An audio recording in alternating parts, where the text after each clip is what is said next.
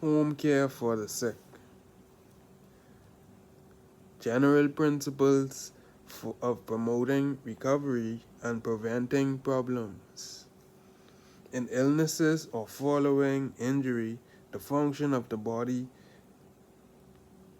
respond in a way to start a healing process as well as to maintain the vital functions such as breathing, circulating of blood, digestion, and elimination.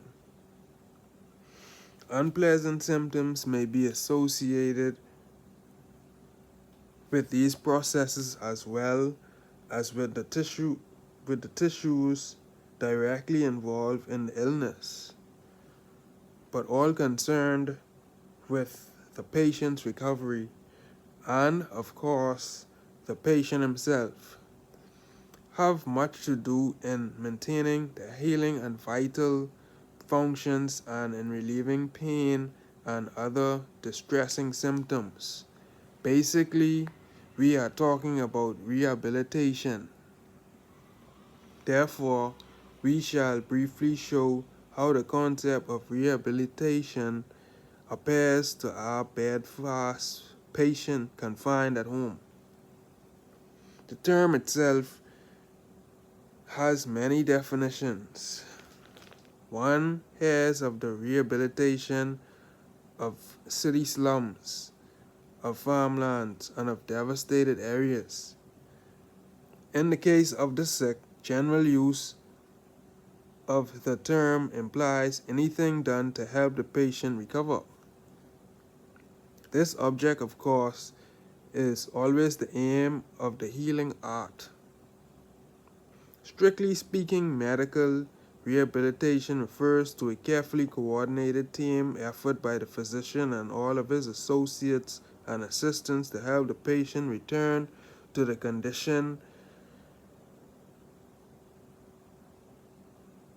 of impaired function and dependence on other people to a state of relative normalcy and independence. The effort, therefore, involves not only the physician and the patient, but also the nurse, the physical therapist, the occupational therapist, the speech therapist, the psychologist, the social service worker, the home care personnel, the vocational counselor, the chaplain, as well as medical specialists. To this list must be added the patient's friends and relatives, who also perform an important role. The basic concept with all these people is that all work together, each knowing what the other is doing to help the patient return to as normal a life as possible.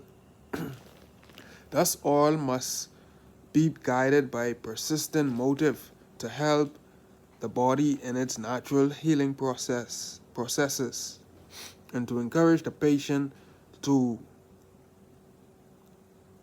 want to help himself. Without the patient wanting to achieve an established goal, rehabilitation is of no avail. There are two purposes in discussing rehabilitation in this connection, both important. First, many people afflicted by the crippling results of disease or injury are dependent on their families, on society as a whole, when they could be independent, either completely or partially.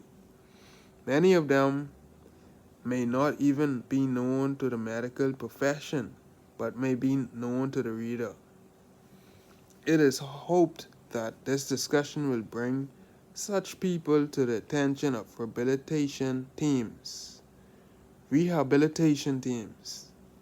Second, the rehabilitation concept or attitude really applies to the care of all patients suffering from the results of sickness or injury. All who have any contact with the patient should work together for his welfare, whether it be to give him a cup of cold water, to make his bed, or perhaps only to speak an encouraging word. This is Christian ministry. Verily I say unto you, inasmuch as ye have done it unto the least of these my brethren, ye have done it unto me. Matthew 25 and verse 40. Home care for the sick.